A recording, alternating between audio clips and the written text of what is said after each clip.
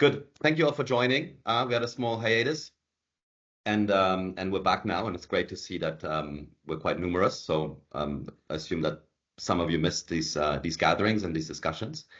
Congrats to all that were involved in the Action Forum that happened in Brussels in early October, and we'll surely refer to this throughout the discussions today.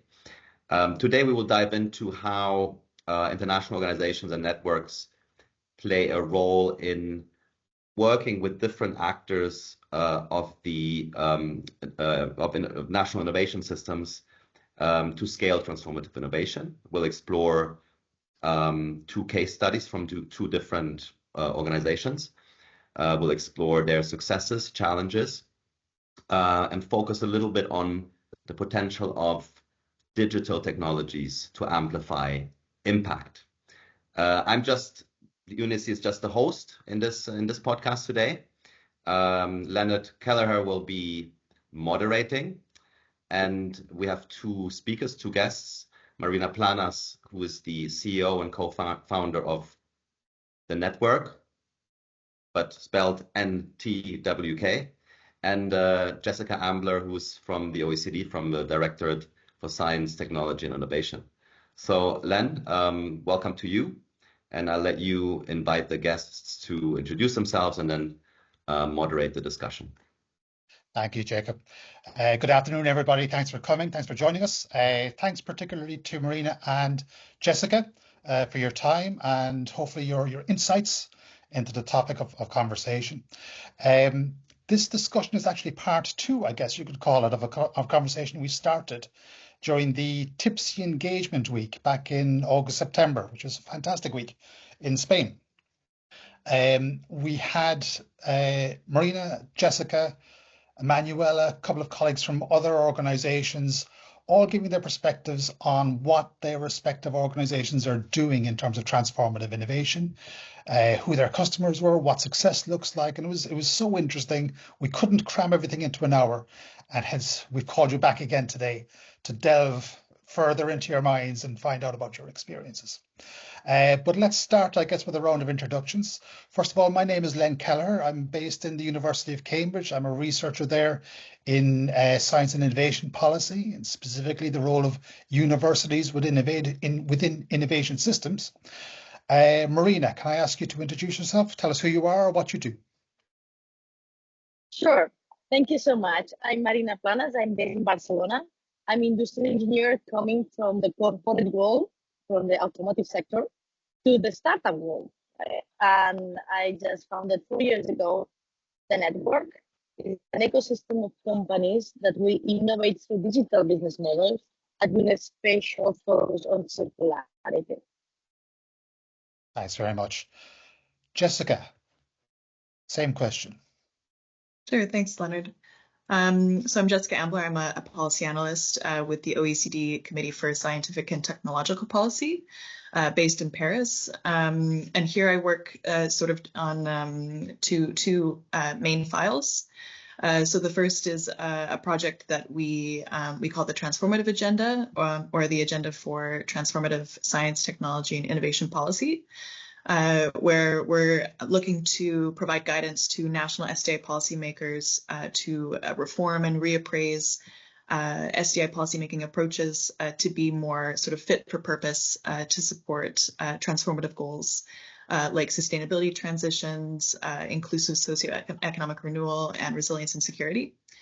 And the other project that my work sort of touches is the STIP Compass database, which is sort of a one-of-a-kind infrastructure that we have here that we populate in partnership with countries that houses national SDI policies in a range of different areas that can be used by policymakers and academic researchers to sort of get a feel for how the SDI policy landscape is evolving.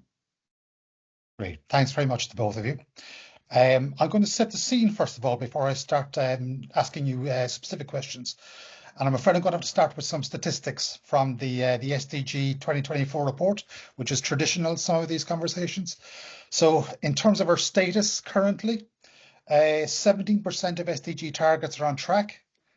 nearly half have minimal or moderate progress, and about 1/3 progress is stalled or even regressed.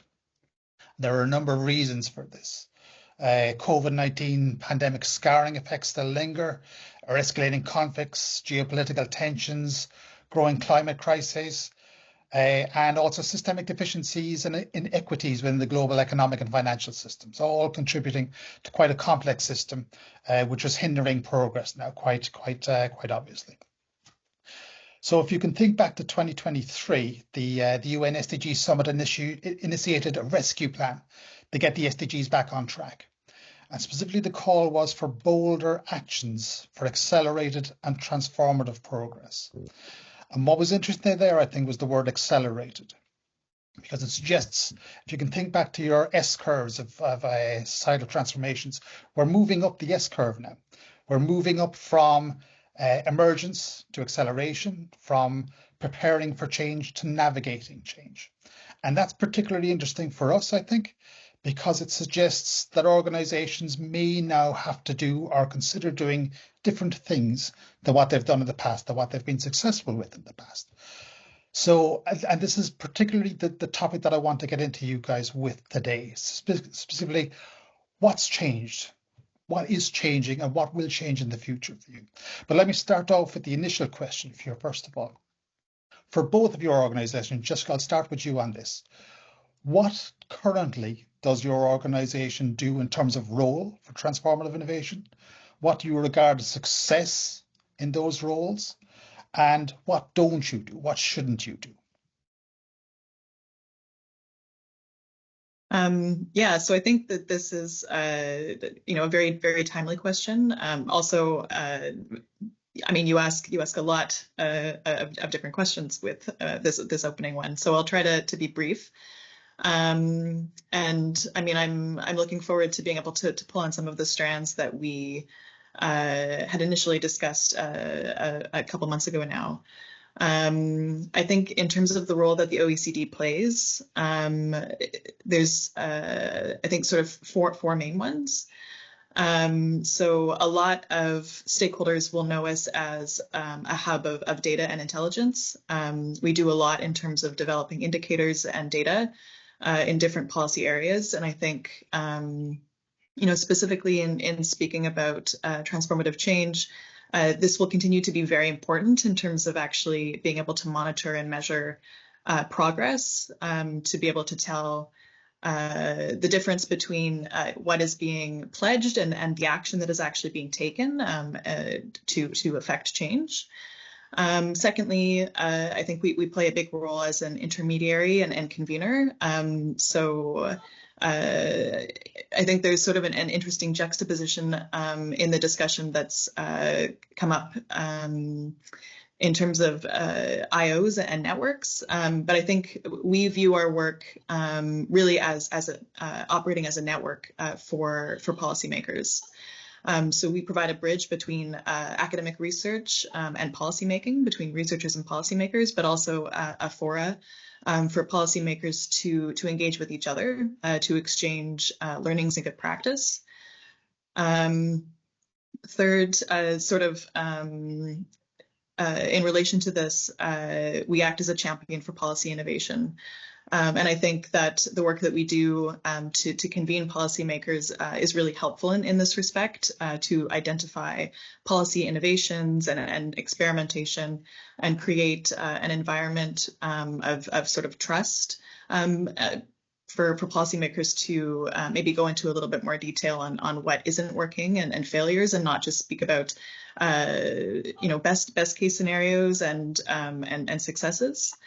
And then fourth, a little bit different from these three roles, is we help to shape the international policy and regulatory environment.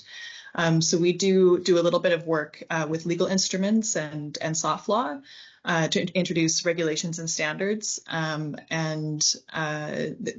We view this, particularly with the transformative agenda, to be very important in providing a more agile and flexible regulatory environment to sort of break the lock-in and path dependence that can oftentimes come with introducing niche technologies into the status quo. So in terms of success, how we evaluate ourselves in these 4 roles, we are a member-based organization. So I think foremost, I would say the utility of what we produce for our member countries, and the extent to which we can see the recommendations that we're producing, the data that we're producing actually being used and implemented on the ground. A little bit more indirect, I would say, our ability to anticipate and integrate important and emerging challenges and issues into our work. So I think that this perhaps goes to a challenge that we're seeking to address, and how we want to transform the way that we work to make sure that we can be more agile and flexible in integrating some of these things into the program of work that we set every 2 years. Specifically with our work on the transformative agenda, our ability to, I think, identify and help countries to address some of the structural challenges that we see in how national SDI policy systems and national SDI systems function. And I think a lot of these challenges came out with they're at least emphasized in the response to the COVID-19 pandemic, and we're seeking to sort of build on that with the transformative agenda. And then your final question on what we should not do, and I guess it probably seems like I've covered the full spectrum of what we could do, but I think that there are some important. I mean, this is an important question because it's often not something that we think of in terms of the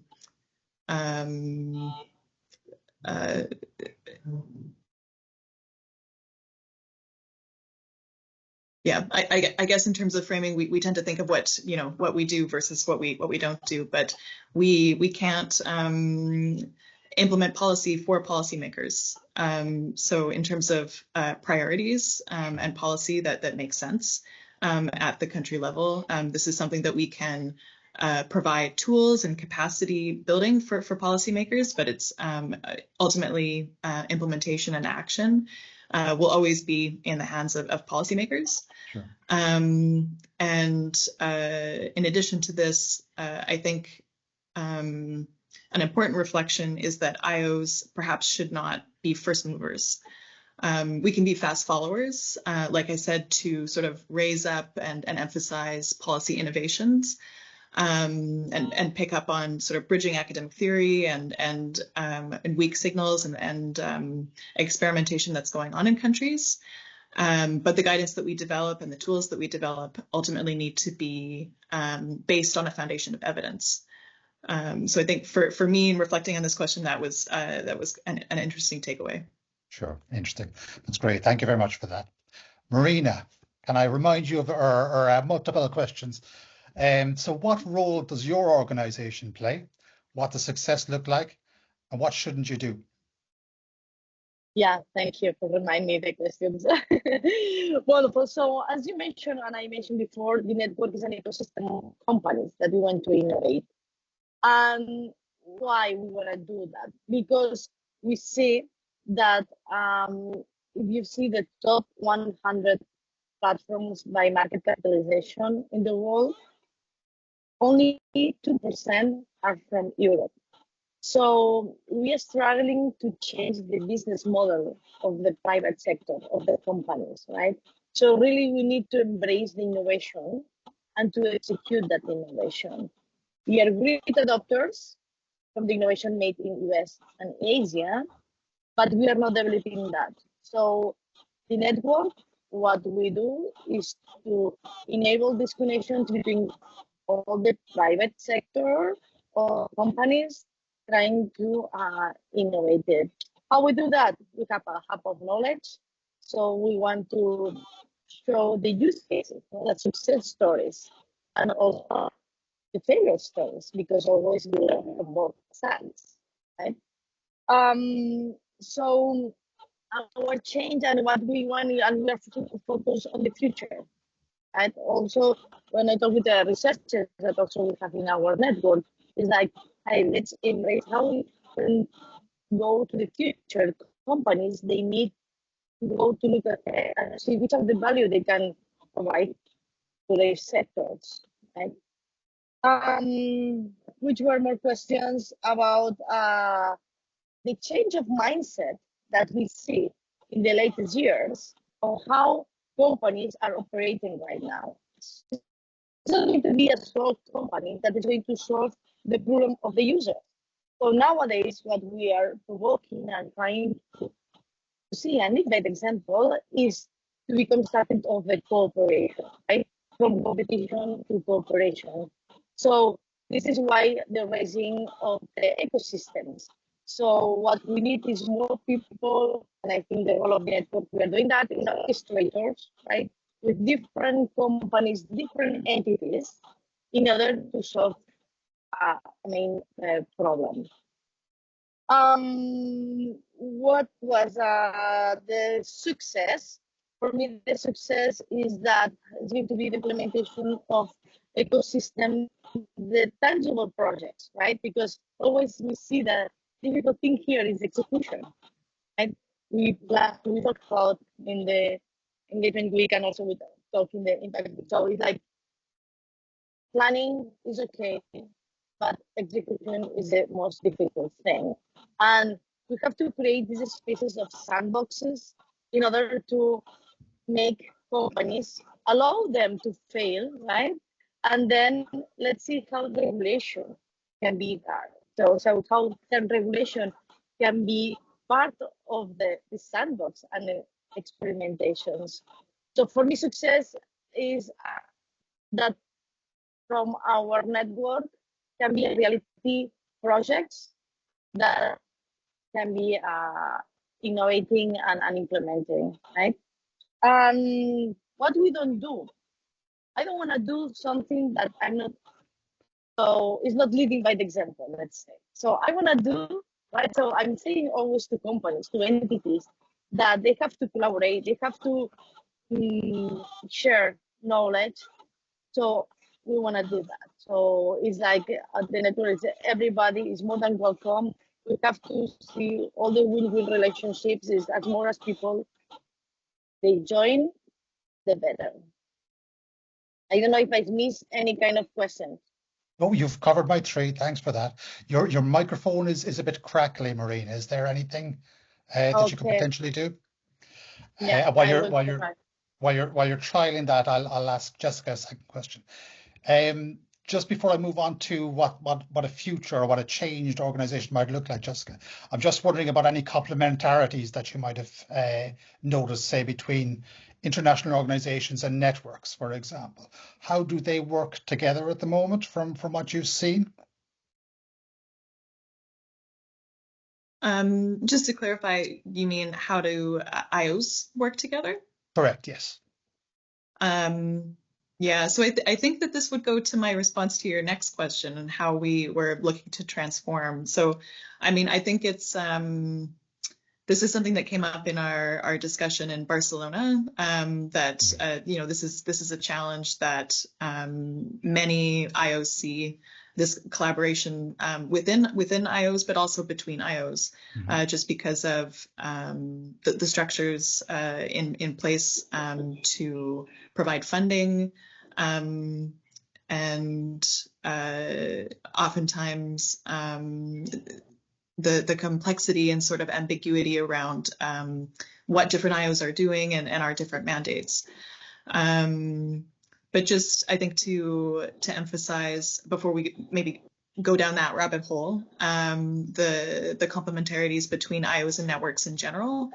As I said in my sort of opening remarks to your three questions, I think that from our perspective, anyways, at the OECD, we view ourselves as a bit of a network in terms of how we function. And also the product that we provide to our members. I guess as operating as a forum to bring policymakers together sort of in a semi-regular basis to exchange ideas with us, but also with each other. Great, thanks. Okay, so that kind of sets us up, I think, the segue into our next topic of conversation. So thinking back to the original preamble that I set up, that we're at now an acceleration phase of our S-curve rather than an experimentation phase. We're looking to accelerate and scale up action. And that might suggest that new things, new ways of working, new structures might start to emerge at this stage or might be planned. And I'm interested in getting examples of what's exciting for you, what you see on the horizon, what you're experimenting with now yourselves, and what's working, what's not working. Going back to your point, Jessica, of not necessarily wanting to be an initial mover in this area, but certainly kind of picking up on the weak signals and amplifying those, I guess. So I'll start with you here, Marina, this time. What's new on your agenda? What's new on your horizon?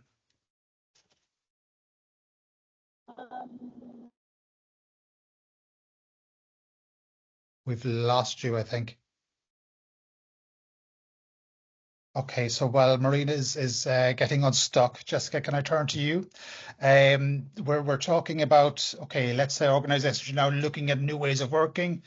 I suppose the first question to ask really is, from what you traditionally do you see international organizations as currently being fit for purpose for this new phase of acceleration? Yeah, so I think that, I mean, this is sort of interesting because it aligns a lot with what we are kind of preaching with our transformative agenda and the need for policymakers to revisit how they develop policy. So I think that there's sort of a need for us to integrate some of that into how we work as well. And maybe I'll point to two of sort of the recommendations that we make on being more systemic and coordinated and being more agile and flexible.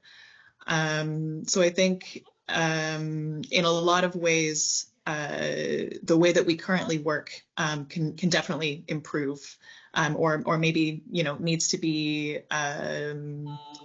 radically transformed to take these sort of different approaches on board. Did you want me to get into examples of? Yeah, yes, I think yes. Please. We're very interested in what it looks like on the ground, what implementation looks like, what's exciting. Yeah, so I mean, I think because this is sort of a new project, there's a lot of different pieces of work that I'm quite excited about in this respect. So with the STIP Compass database, we're actually starting a pilot in partnership with other intergovernmental international organizations to capture SDI-related policies of IOs. To be able to, I think, sift through some of the complexity of the IO landscape and actually document and standardize and centralize this data. And sort of related to this, we've also recently launched a dialogue with intergovernmental organizations. So we had our first session of this in October. And the gist is really to provide a forum similar to what we do for our national delegates, for IOs to come together sort of semi-regularly and speak about their mandates, what they're doing, and potentially find opportunities to collaborate with each other. So I think that's sort of more on the operational, functional side. But then in terms of, I think the products that we're looking to produce and the processes that we want to have in place to engage with delegates, with our member countries, we're also looking to sort of remodel these as well, based on the needs of our stakeholders to, I think what's been said is the challenge is really about implementation and action. So typically the OECD produces these policy reports that are very technical, that are very dense, that maybe speak to and are useful to a small number of policymakers. But we really want to, I think, move towards processes where we're engaging more actively with delegates and allowing them to engage more actively with each other in the products that we're producing. And then to also produce things that are that have more practical utility. So things like toolkits, repositories of case studies like the STIP Compass, yeah,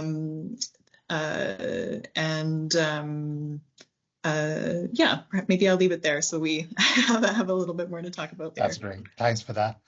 Marina, how's your sound? Non-existent. Are you on mute or are you? I am mute. Yeah, sorry Excellent. about that. That's Sorry okay. about all this. You know that I'm in Lisbon from the Web Summit, so it's That's quite fine. hard here. Okay, so what we have in mind, what we are doing is like at the end, our ultimate goal is to make impact, right? So what we realize is that we want to listen a bit more our members. So we are doing some kind of one-to-ones to listen their pain points and trying to do a matching. So also we are implementing a peer-to-peer learning. So what we want is different companies from different sectors that there are no competition. We need to share these learnings, right? And if you have a corporation from healthcare, mobility, energy, and we sum up all the efforts that they are doing, and they cannot do exactly the same mistakes. So I think sharing knowledge is crucial in order not to avoid the same mistakes. And also, and this is why also we are part from ETIN group, right, is trying to do the liaison with the public institutions, learning about how we can help public institutions to be more with the private sector, to help innovation flow. Because what we see is that it depends on the topic, right? It depends on what regulation is enabled. Sometimes it's a blocker, right? So if I explain and we talk and all of us, we know about circularity, circular economy, right? I think we know that in Europe we are a good position, so it's an enable. But on the other way, with digital business models, platforms, let's say, it's not incentivizing to this innovation.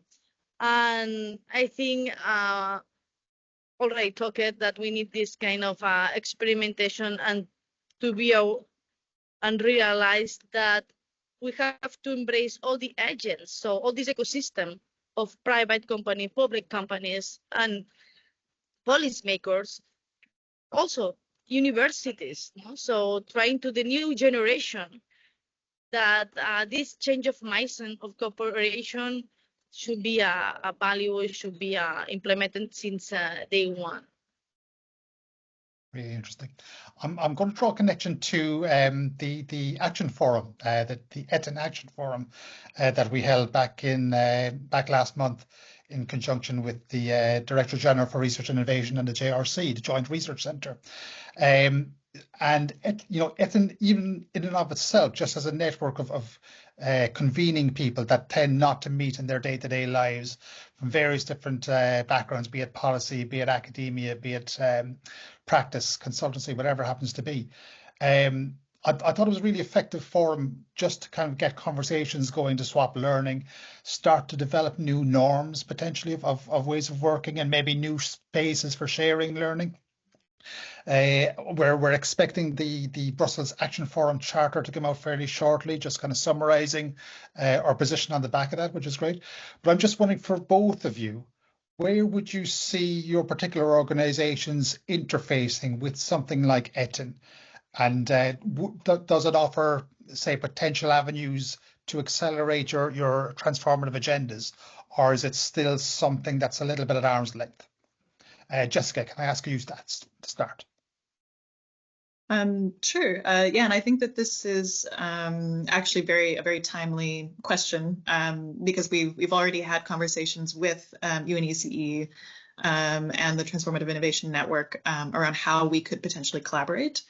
And I think that, I see a lot of synergies with sort of the how we would like to change how we work, and also potentially opportunities to engage with a new set of stakeholders.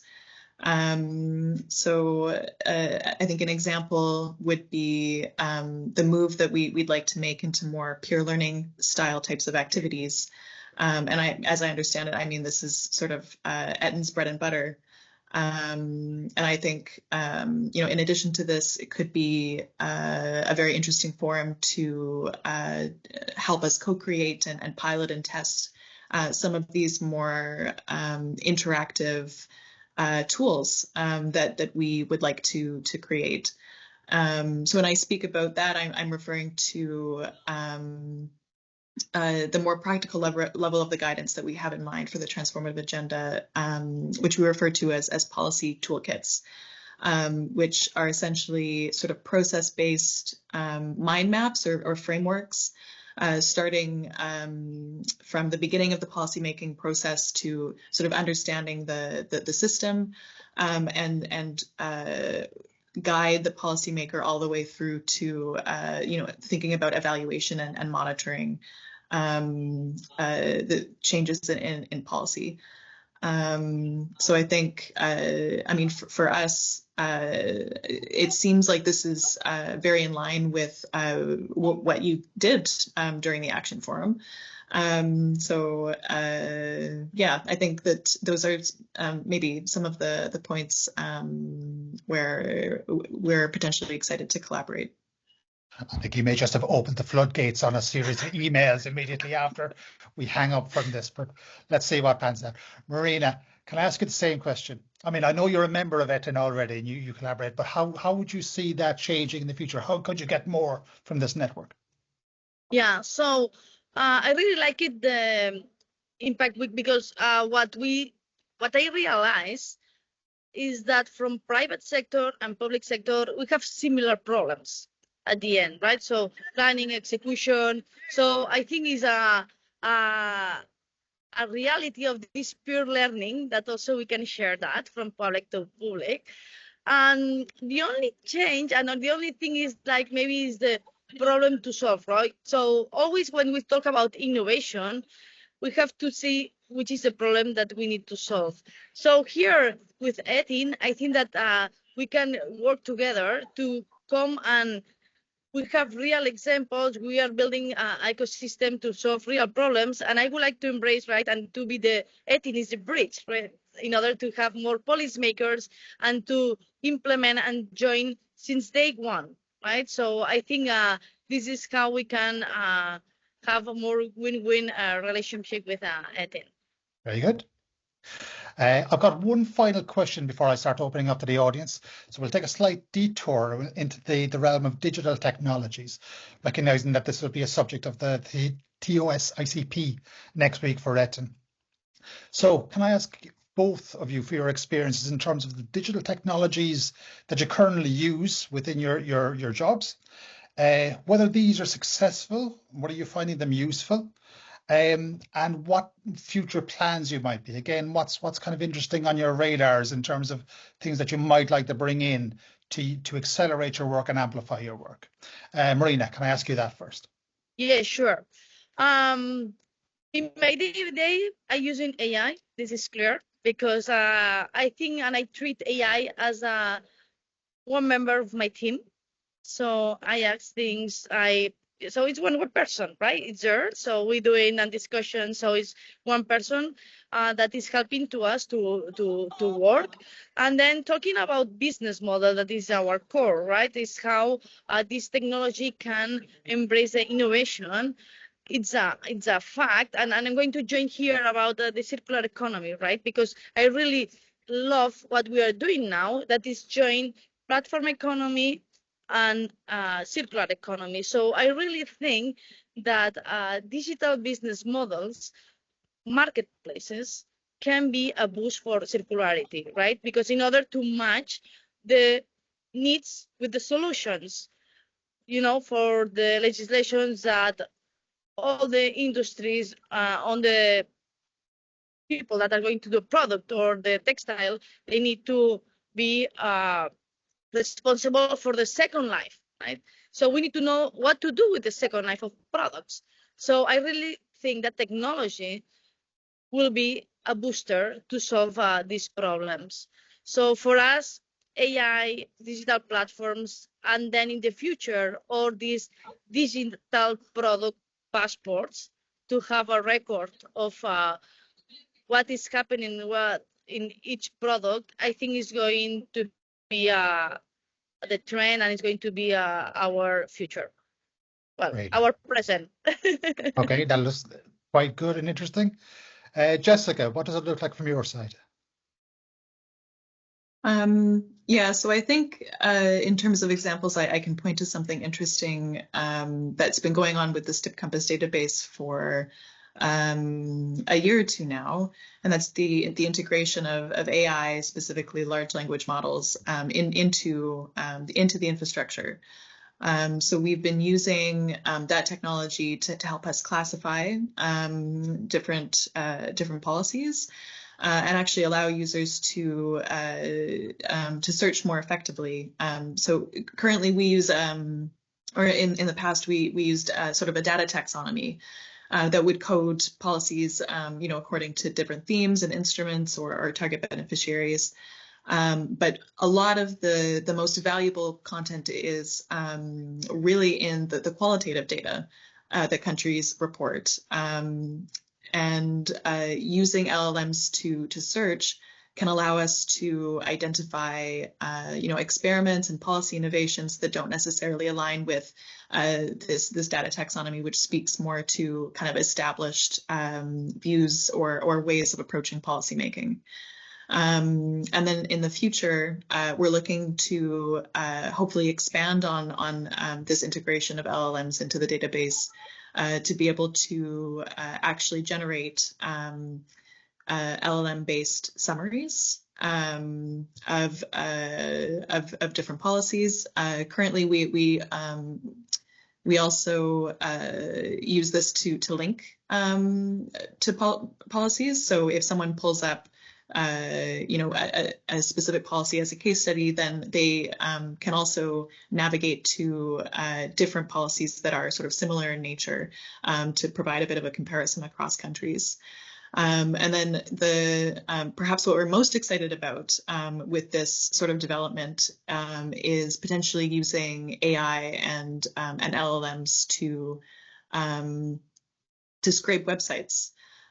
So currently, policymakers complete a survey every 2 years, which is quite time and labor intensive. And this probably wouldn't be a complete solution to that, but would certainly streamline the process and make it easier. And then sort of in addition to this work going on with STIP Compass, I think digital technologies also provide, a very interesting opportunity to, as I was saying, make our products more useful and sort of action-oriented for policymakers. So one of the things that we'd like to explore with sort of the guidance we're developing for the Transformative agenda is actually linking directly to the STIP Compass database. So kind of embedding queries into these documents to allow users to draw up, to bring up specific case studies that relate to recommendations that we're making. And then with the policy toolkits, obviously these would live online. So we're looking to use platforms like Miro, or other sort of online platforms to make these more accessible. Interesting times ahead. I'm going to open it up. Sorry, Marina, before I go, you had your hands raised. Did you have a question or something else to say? Yeah, well, basically, it's like I want to give just a tip about technology, is that sometimes we are trying to use technology because it's the hype, right? So it was NFTs, blockchain, AI, platforms, whatever.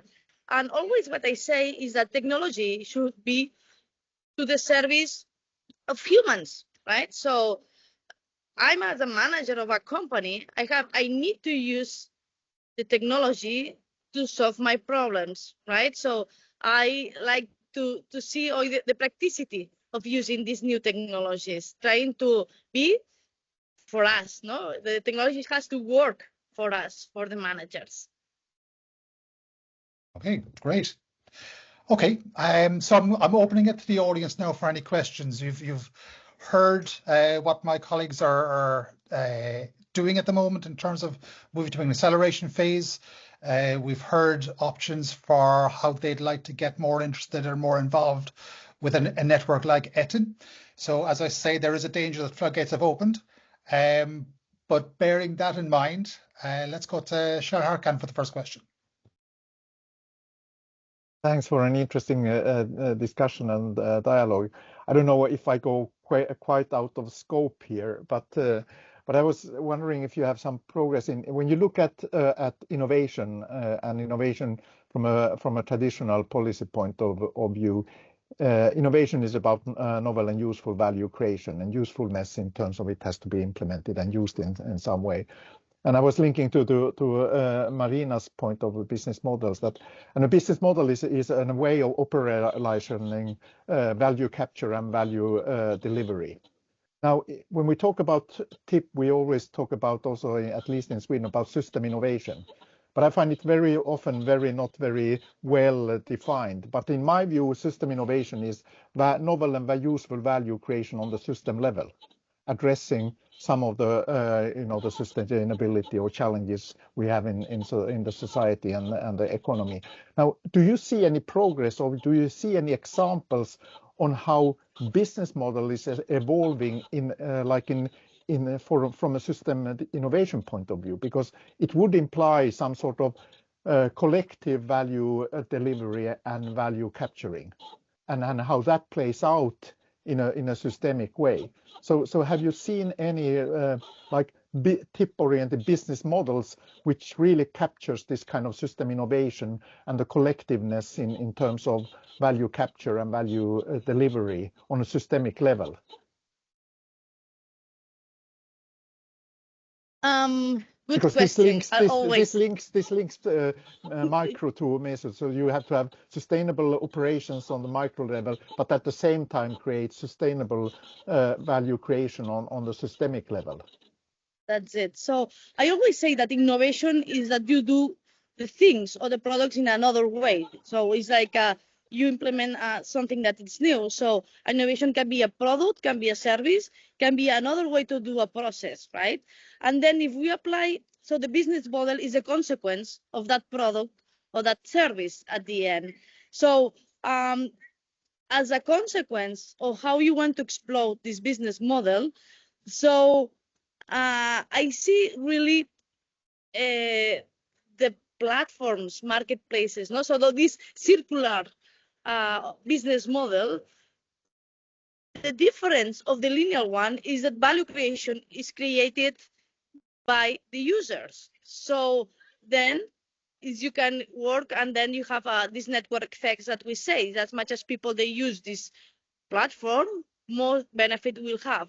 So at the end, what I want to say is that when we go this linear business model that I was used, and I did it for 17 years in my automotive company. So it's like we create, we innovate, but always everything, all the ideas is coming from us, right?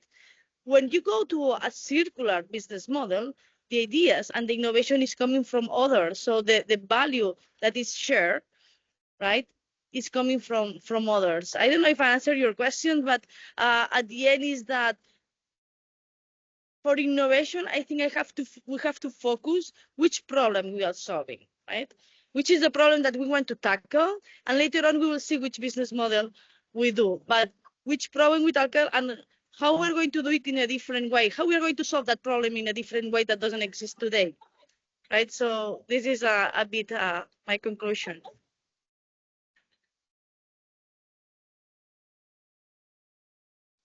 Thank you.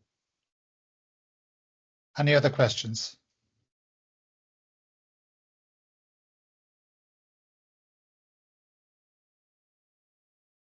Don't be shy.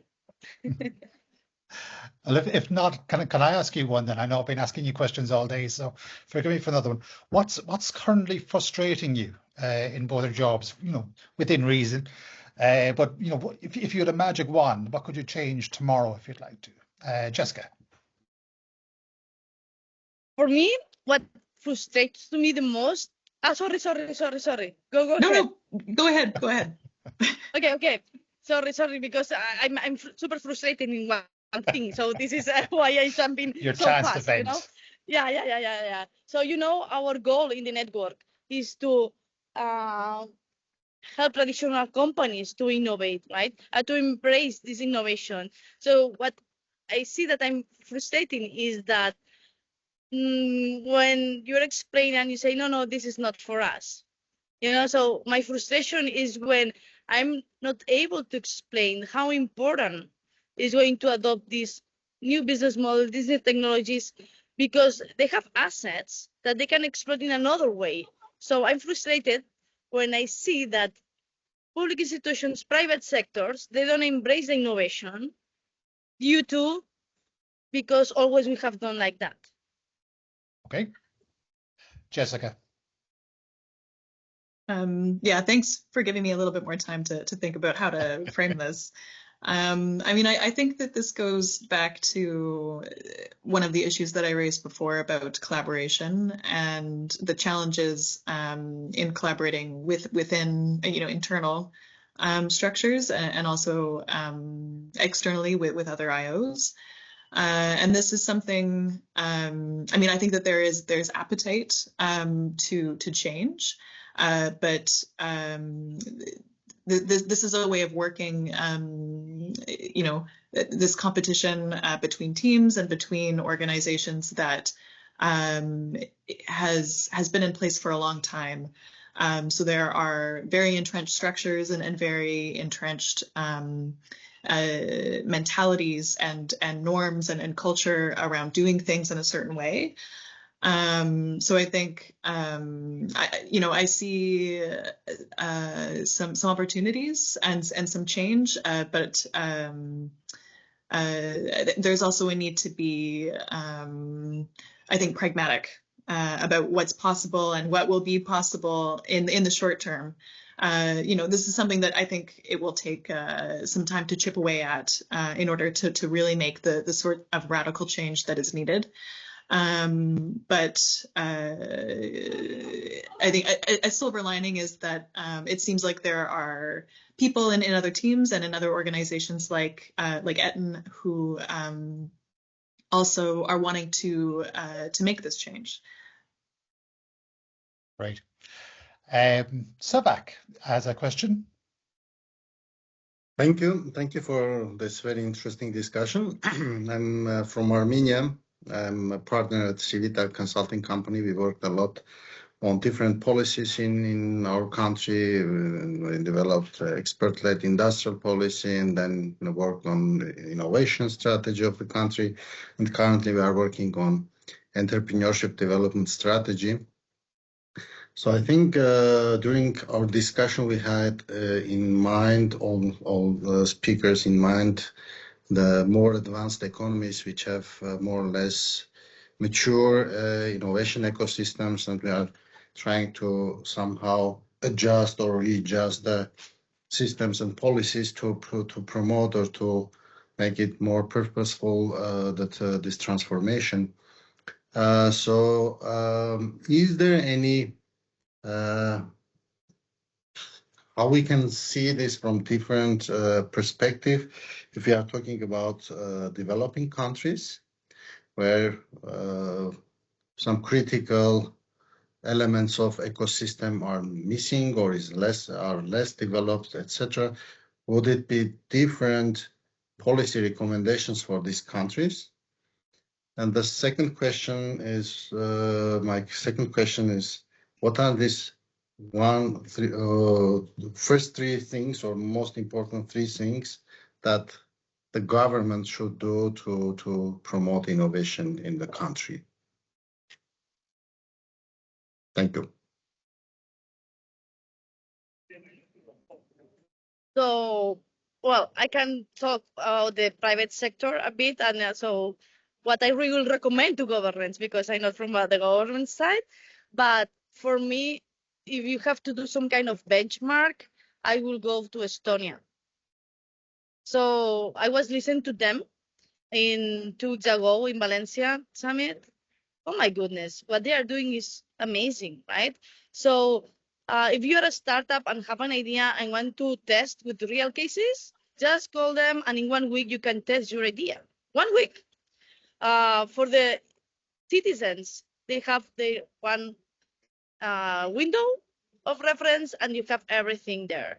So I think for best class, I will go to Estonia and talk to them and see and to do a benchmark of how governments they apply. No? So I think is that it's so much important that governments do the adoption of the new technologies that we were mentioning for the benefit of the citizens and for the benefit of the workers of the administration, right? At the end, all what we have is to solve problems. So I again is obsessed. I'm maybe repeating a lot this message, but I'm obsessed of that. Which is the solve problem that we want to solve. Who are the customers? Who is going to be the adopters? Who is going to be the users, right? And listen to them. So this is my answer. It's like do benchmark with Estonia. Thanks for that. Jessica, can I ask you to respond quickly because I know we're running out of time? Sure. Yeah, no, and I think that this is something that we've struggled quite a bit with the transformative agenda. And I think it really comes down to prioritization. So the transformative agenda is a very broad document with a lot of different recommendations. And I think it's really up to policymakers and countries to take this on board and to set priorities based on what makes sense for your country.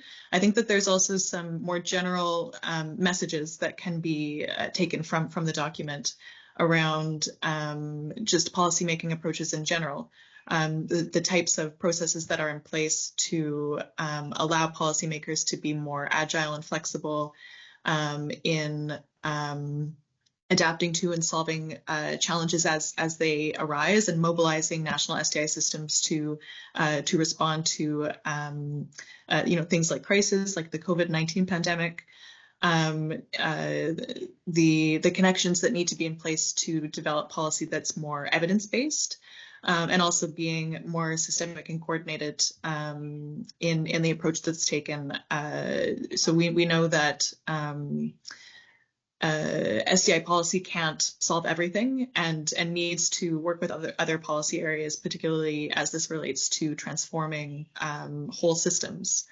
A lot of the power and money sits in other policy domains. So this sort of coordination between SDI policy and these policy domains will be increasingly important going forward. Great, thanks very much. Okay, I'm conscious we're pretty much at the end. So just before I hand over to Olivia to do the truth and lies, can I just thank my two colleagues, Jessica and Marina, for a fascinating insight from both of their perspectives and the perspectives of their organization at a very interesting time of change. Thanks very much. Olivia, over to you. Thank you. Thank you so much. Thank you so much, everyone, for this great discussion and great questions. And now is the time for our fun segment, a little game. So for our newcomers, let me quickly explain the rules. We're going to play one truth and two lies. Len, Jessica, and Marina have each sent us before 3 sentences about themselves, and only one is true. I will read them out loud, and you as an audience will vote on which one you think is the truth. And after that, our guests will reveal the correct answer. So let's get started. Len, you're going to be first. Let me put your sentences on the screen.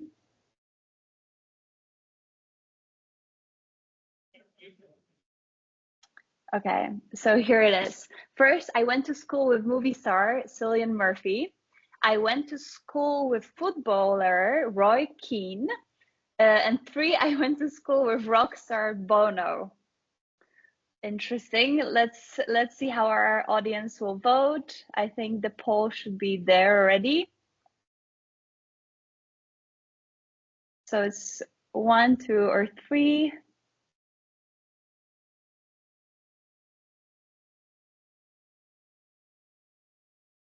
It seems now the second one is winning. Let's wait for a second more. Whoa, the second and third are in the same position. So I think we have a bet. Len, would you like to reveal which one is true? We can't hear you.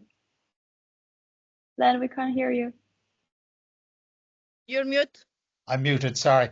It was the second one. Roy Keane was the correct answer. Anybody who said, Bono, I'm very disappointed in you, is about 15 years older than I am. So thanks very much. Thank you Wait, so Len, much, you have to Len. elaborate. I love football, so you have to elaborate a little bit Yes. on the interactions here. Well, Sorry, that's not good enough. My story about Roy Keane, we were at school together in secondary school. We used to play soccer or football on the tennis courts with a tennis ball every morning lunchtime break. And I remember the bell rang one day. We were all trooping back into class. Roy Keane decided, no, he's going to stay out and play on his own. And I thought to myself, he'll never get anywhere with that attitude. Oh, that's a very funny story. Thanks so much, Len. Let's move to Marina. So Okay. here are your statements. So I have swum in, wait a second. I have swum in marathon, 6-kilometer open water. Second, I have run a marathon, 42 kilometers running. And third, I love reading. Marina, I think you will have to tell us a bit more about this marathon, but let's vote first.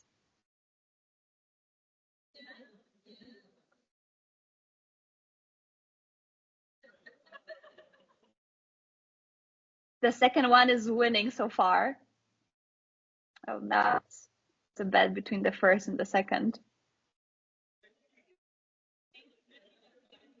Okay, Marina, would you like to reveal the truth? Yes, I swam 6 kilometers open water. Yeah, so I love swimming. I can swim like walking, right? So I'm not the fastest one, but I can do it and I enjoy so much. And I hate reading. This is what I'm putting because it's like I'm an image person. So I like to talk, I like to connect, and I read a lot because I need to, but if I enjoy, the way I enjoy the most is swimming. Whoa, that's very, very impressive, Marina. And this event is in Spain, right? Sorry? The event you swam is in Spain. Oh, yes. Well, what we call is a marathon. It's not a marathon. So it's on the Costa Brava. So we have a very nice water. It's crystal waters. So it's 6 kilometers from Jincadaques in the north of Costa Brava. And there are different places, Bagur, and in different places. So I did it at least 4 times. Wow. And I really enjoy. That's amazing. That's amazing. Congrats, Marina. And let's now move to the last sentences. Jessica, let me read it through. So before joining the OECD, I led the design of a funding program to support recent graduates in commercializing deep technology solutions for smart and sustainable agriculture. 2, in my role as a policy analyst with the OECD, I work on the OECD agenda for transformative STI policy and engage with countries to support the development of living labs. 3, I am an avid traveler, having visited more than 30 countries and lived in 5. Sorry. Let's see how people vote.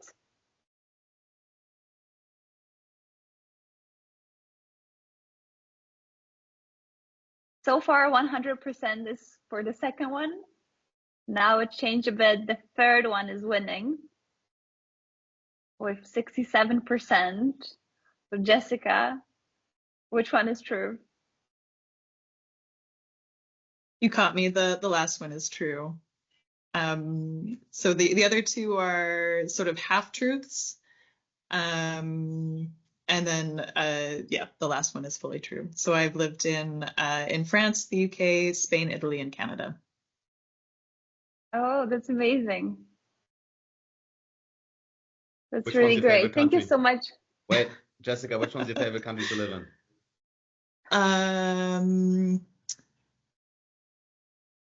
I mean, probably Canada. It's a nice country. I mean, France is really growing on me, though. I think I need a little bit more time to form an objective opinion.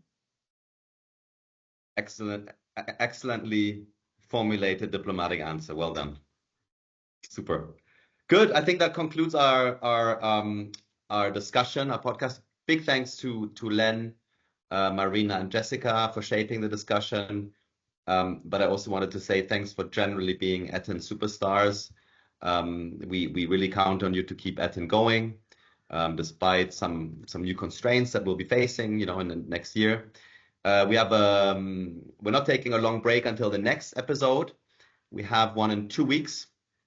It will be with Bojana, ETN member and executive director of the Innovation Fund of Montenegro, and she will focus with her guests on angel funding as a catalyst for disruptive ideas. So with that, have a lovely evening. Thanks all for joining. Thanks also to my colleagues who set up the podcast, and thank you to all the people who joined and for your excellent questions and ideas and discussions. Thank you. Have a great evening and speak soon.